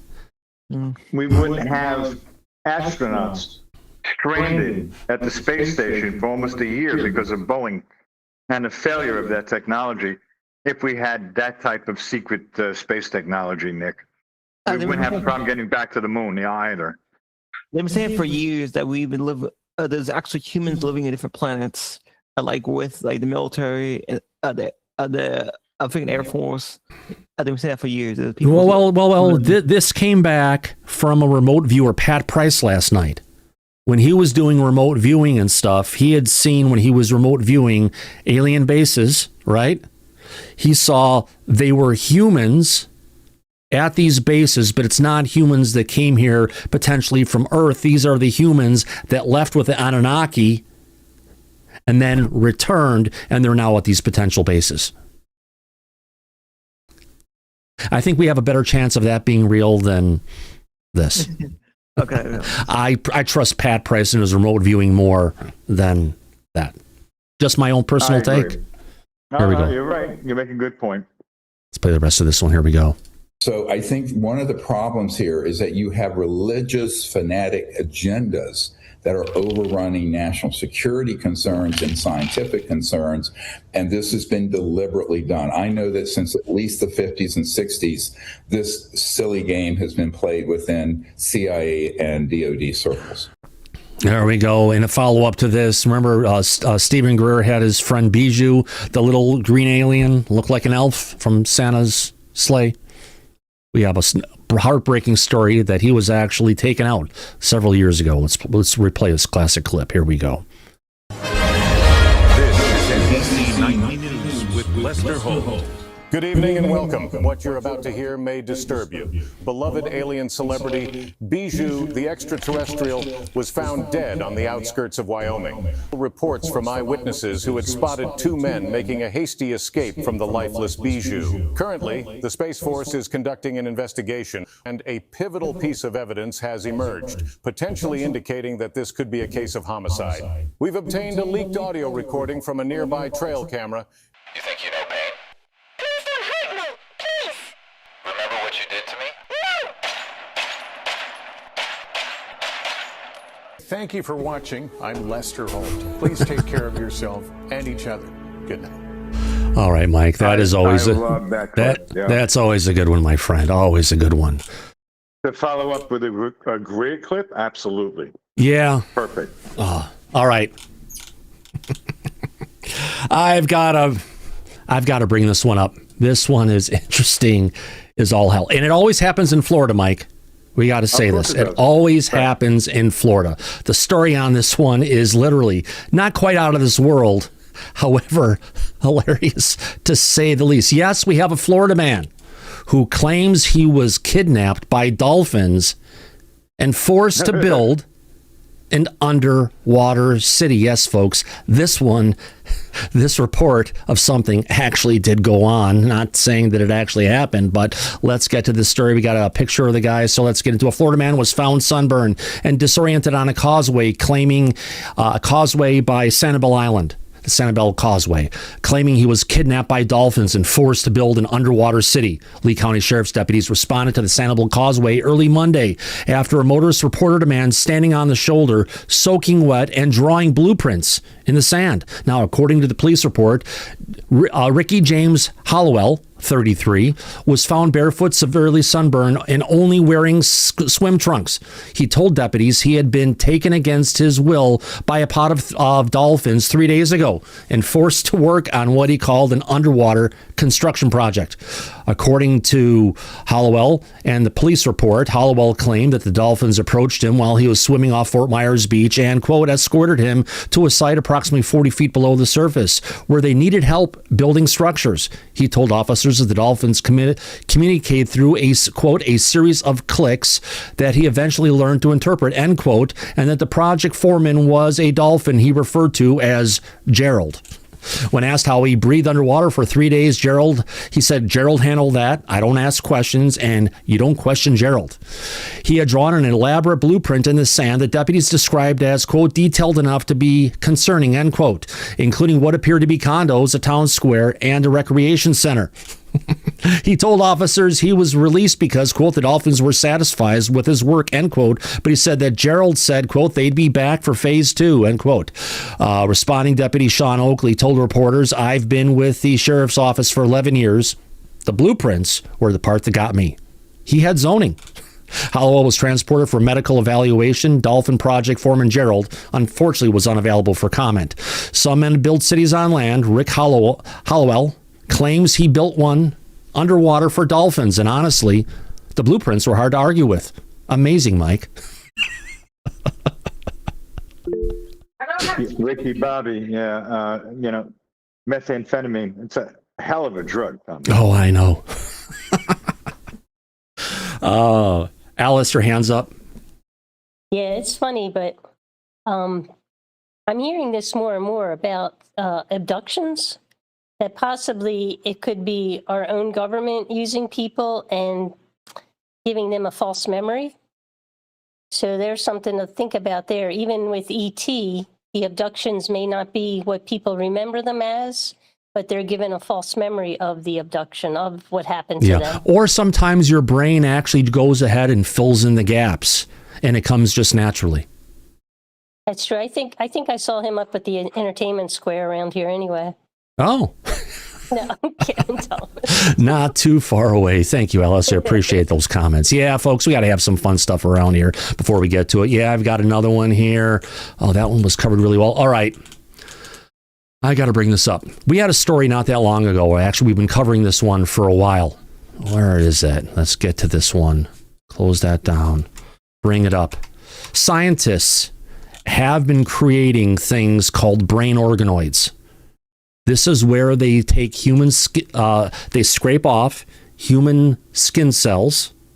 They go ahead and put them into a ammonia bath, putting them through a process.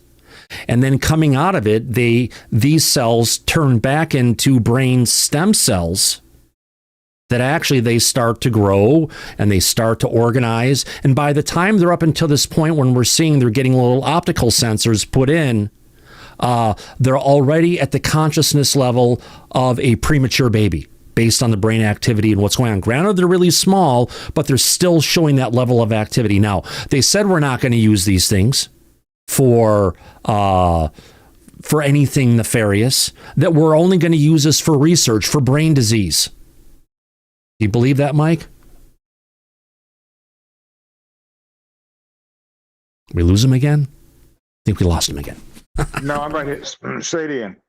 All right, so we're talking about the brain organoids that they said that they've been growing, that they're all, and these are real pictures, folks, that they're only going to go ahead and use them for researching brain diseases. Okay. Does that sound believable to you? Doesn't to me. No, not at all. And I'll tell you why if I get back to my X feed at this point. Oh, where the hell? No, here we go. Is this it? No. Where the hell did it just go? Damn it. Just had it here a second ago. Let's get down to it. Let me just search in my bookmarks really quick for brain. I lost my point. All right. They've got human... Okay, so they've taken those brains and they've organized them into a petri dish like they do in the other ones. But now they've trained them to go ahead and actually play Doom, where they're taking signals that come in from the visual side, feeding it to it, and these brain organisms are literally controlling the experience going on in Doom, which makes it not that far away, if you want to call it eventually, to start putting these things into robots or other types of things, androids. This is kind of scary shit, Mike. It's like something out of a bad science fiction movie. And it's also a form of us creating artificial life. Yeah. With biologics. Yeah, where really does the line go? If they start creating these things and they start actually getting to the point of having consciousness, and it's from human cells that they're putting in to do this, and it's growing a human brain that could potentially even get consciousness. This is evil scientist shit. It's not something of a person who was born. It's something they created in a lab. That's really scary, in my opinion. Yeah, but, I guess time will tell. But they're going well beyond the scope of what they said they were going to use this technology for. Just shows you. Science says, we're only going to do this kind of stuff. But in reality, it always grows into a lot more that could potentially be there. All right, so let's get back to our regular feed on this one. Go ahead, Michael. Yeah, so this really, what this means is that the story of Frankenstein is no longer science fiction. You know what else it reminds me of? Remember the old Warner Brothers cartoons with Bugs Bunny in a lab? And they had the brains, and they had, back in 50 science fiction movies, they had the brains in the jar with the eyes. And they'd go ahead and follow the people as they're walking around the labs. That's what clicks in my memory. Oh, geez. Yeah. Scary stuff. Wow. JCat Meow, thank you very much. Love you, DT family, and I appreciate you, Thomas and Mike. Thank you very much, JCat. We appreciate your love and support. Another supporter of Disclosure tonight. Thank you, everybody. Appreciate that. All right, let me get back to all bookmarks again. Get out of this one. All right, let me get back to here for a second so I can get our next story to bring up. I've got a bunch of other ones relatively quickly I want to go ahead and bring up, but why can I not see this? Interview guest, let's get to it. All right. No, that's not on bookmarks. Here we go again. Let's get to it. All right, we know the war has been going on in Iran for a while. There's some interesting things going on. They say that they've taken out majority of the military, of the air support, military support for Iran at this point, right, Mike? Yeah, we have complete 100% air dominance over the entire country of Iran. But I've got a clip. It looks like they've got an ancient technology here that they're employing in battle, Mike. Where in the hell is that at? Let's go ahead and bring it up. This is a good one, folks. Interview desktop. Here we go. Yes. They've armed flying carpets, Mike, with machine guns to take on our F-35s. Oh, God. It's not real. It's fun, but you just got to have some fun sometimes to see all these different things that are going on. You just got to get into the point of being serious about not being serious. Oh, where is the other one I've got in here I want to get to? Why do I keep on losing my frickin' bookmarks? All right, there's another one I had here. Where did it go? Do I have this one? It's got to be here. This is for our friends in the United Kingdom. And it blew my mind when I saw it, and I thought I got it. No, I thought I bookmarked it. All right. This blows my mind. Imagine, Mike, if they took and said the flag of the United States was a tool of hate. Oh my God. Yeah. Here we go. Breaking. And this is actually what the fuck? Here we go. Let me move this across a little bit. Starmer and the UK government the Union Jack and the St. George's Cross have been labeled tools of hate by the UK government. This is disgraceful. A UK government document focusing on quote-unquote social cohesion has branded the Union flag and the England flags as tools of hate. This just kind of blew my mind. That's just freaking crazy. And our flag is based off the Union Jack. I know. So that's a ridiculous comment to be made publicly. Yeah. Andy, your thoughts? I'm going to say there's still a lot of flags flying off lampposts in my local area. So, yeah, I think if they start taking them down, they'll soon go back up. And it's not me. I'm afraid of heights. I won't go up a ladder. So, yeah, I just saw that. And, there's a lot of things going on and just a lot of, disagreements. Oh, and by the way, we are due to send an aircraft carrier and our anti-ship missile ship over to by Cyprus. Or somewhere. May take a couple of weeks or months because they're all in dry dock or they're being worked on. Yeah. Yeah. Has Starmer apologized for that yet? Has he ever apologized for anything? No, has he apologized that he's going to be sending them there yet? I have a feeling he might be. Probably, yeah. I think at the moment he's probably cowering under his bed sheets somewhere. It seems to be, yeah. They have to drag him out kicking and screaming to go in front of Parliament at the moment, yep. I do believe. Exactly. Thank you much, sir. Appreciate that. Let's see what else we've got going on here. I've got some other stuff where we're getting to. All right. So there were some protests going against the war, pro-Iranian, Muslim protests going on in London, but it looks like there was a bigger one where 70,000 people came out to go ahead and support what we're doing over in Iran. A lot of people from Iran who did go ahead and emigrate to the United Kingdom are out to go out there and celebrate and anti-protest against the protesters because they support the actions that's currently going on. It's nice to see a lot of people coming together and to make their voices well known. What else do we push for freedom? Yeah, as opposed to the people who are pushing for an evil regime. Yeah, as this post says, the Islamists and the communists and the left-wing ideologies are losing, but now you just need to get to an election to go ahead and make the necessary change and just find a way to be able to survive until you can get there. Oh, what else do we have here today? We've got that covered. We've got that one. So we actually do, believe it or not, the UK is allowing the United States at this point to go ahead and deploy the B-1 bombers.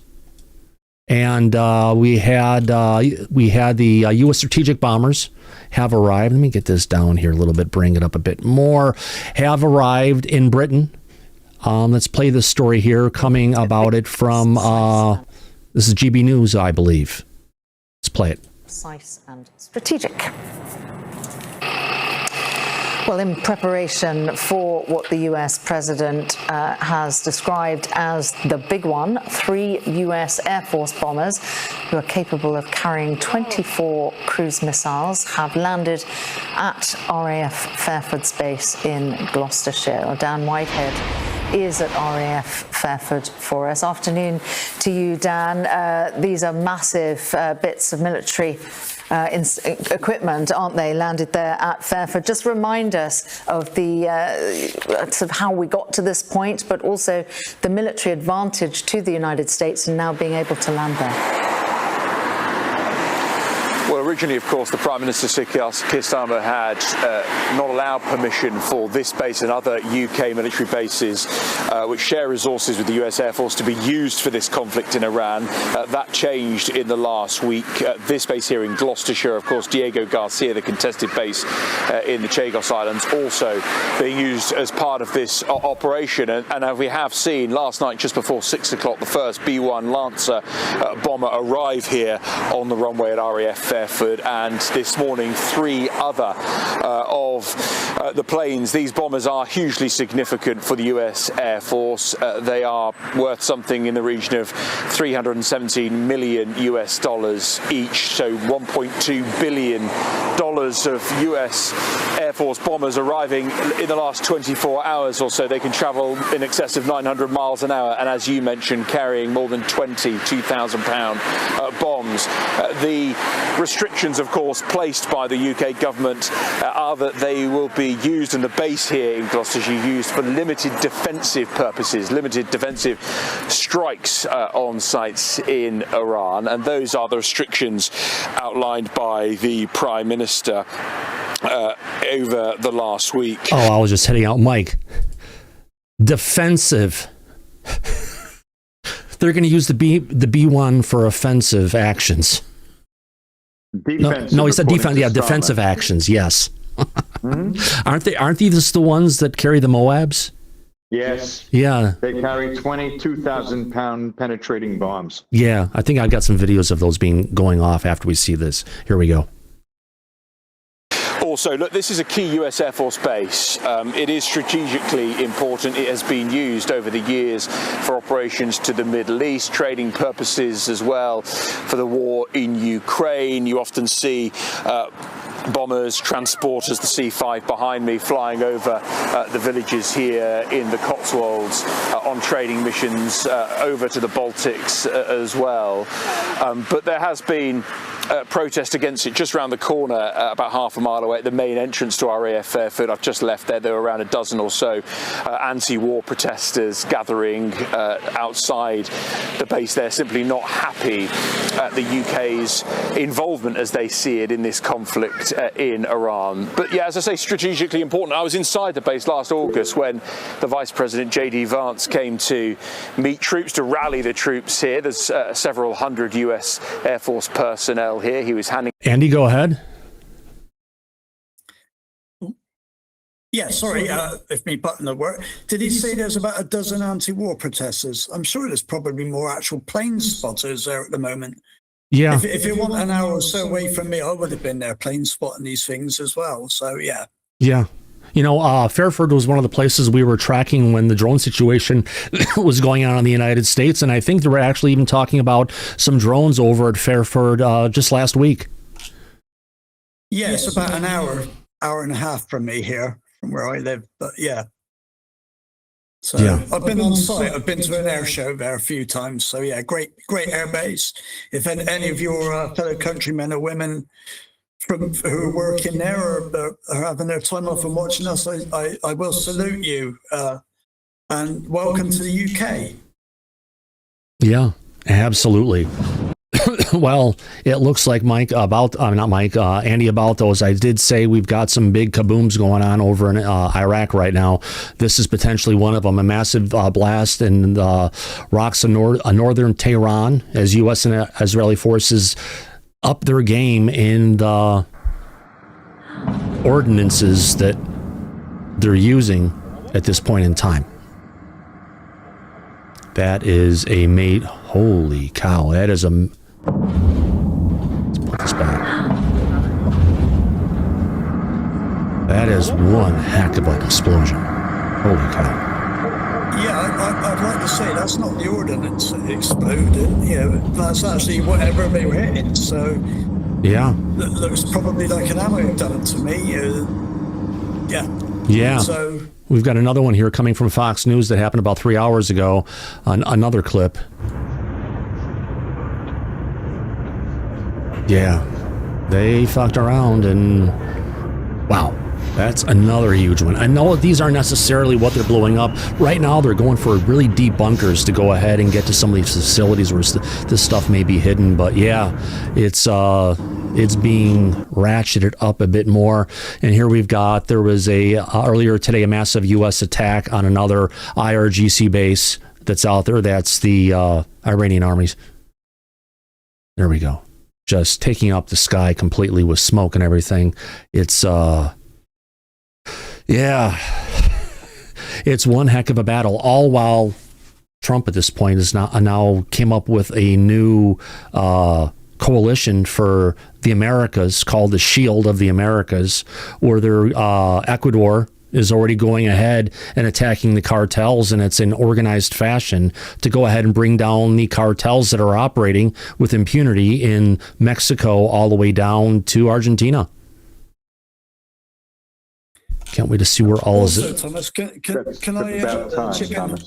Go ahead. Yeah, can I just say, what your government and the Israeli government and air forces are dealing with that.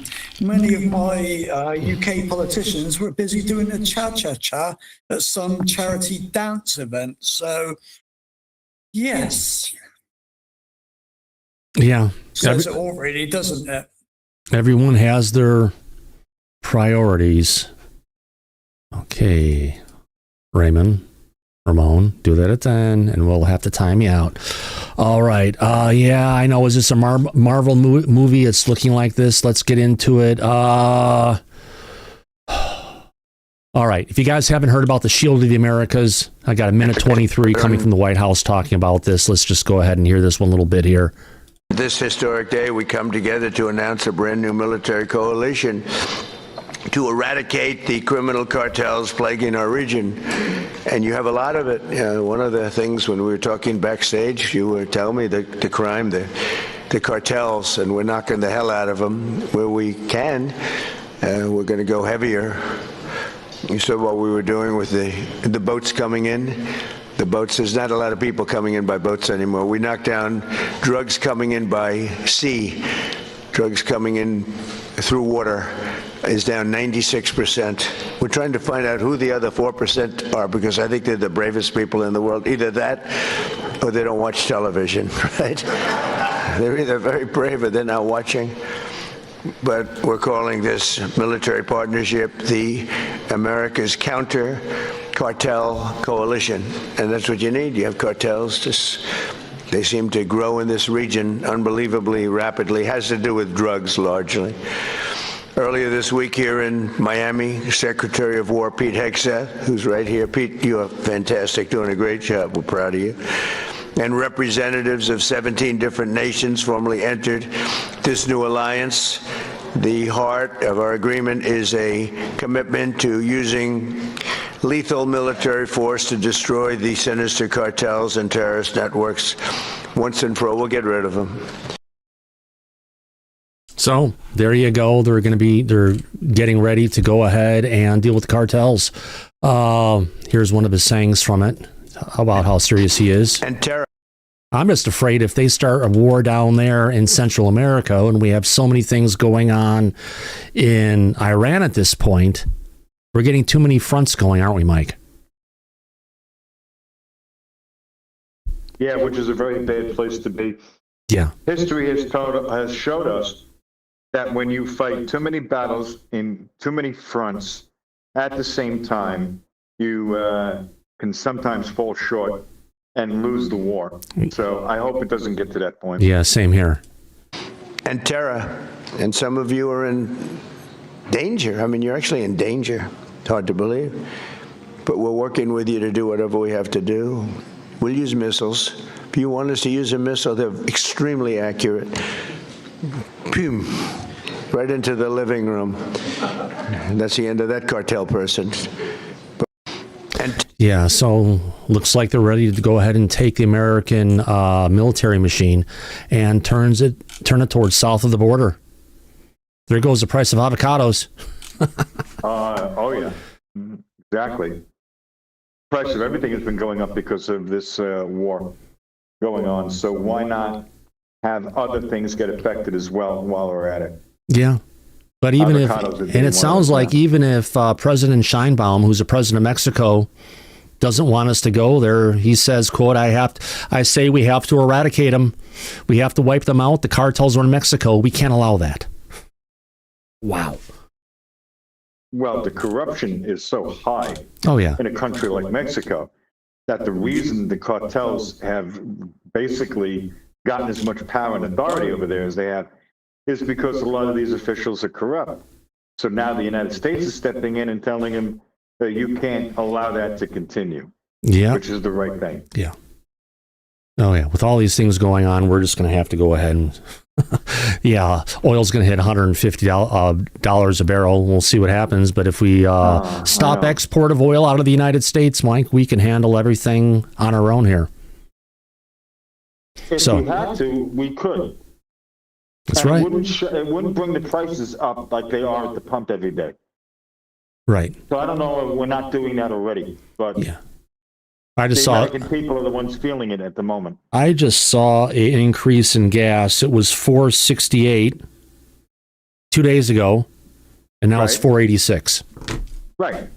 Now, don't forget, there's like $1 in tax here that goes to Washington State. That's why there's so much. But that recent increase in price, that's just coming from supply and demand. Michael, go ahead. Yeah, so like today I filled up my tank because I knew the prices were going to go up.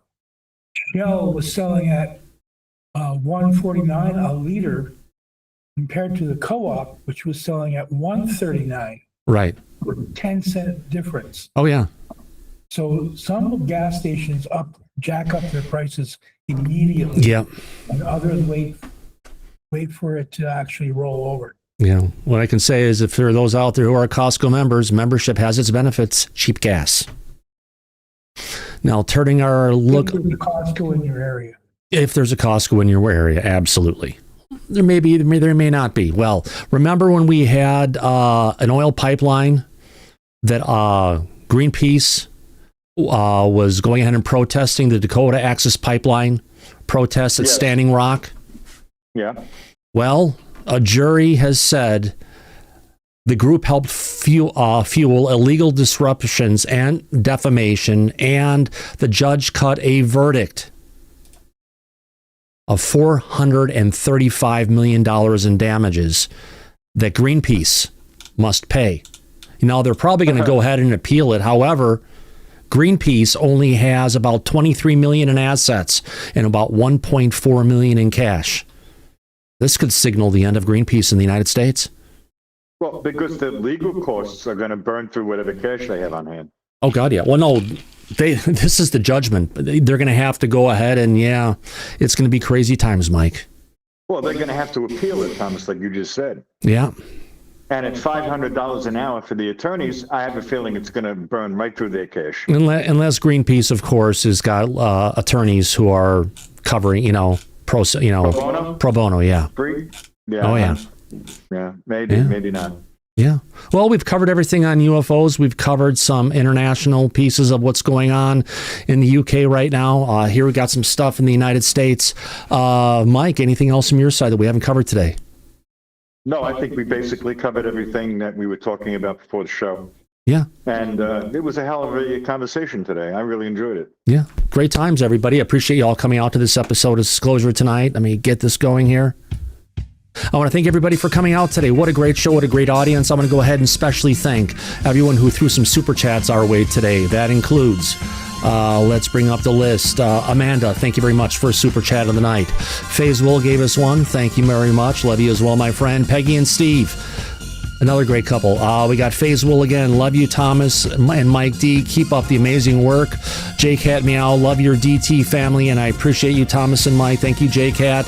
And then Steve Mateo. Thank you for your donation. $10. Thank you very much. We appreciate everyone coming out to our live shows. Yeah, we try to give you the best news we can and delve into international topics as we need to, because it's a big world and we have a lot of people from all over the world who come to visit us, and sometimes they can't talk about the stuff that we try to here at Disclosure Tonight. And on that note, as we usually say at the end of every episode of Disclosure Tonight, eyes open, no fear, be safe, everybody, but go back to Party City where you belong. Absolutely. We'll catch you on the flip side. Good night, everybody. See you soon. Bye-bye.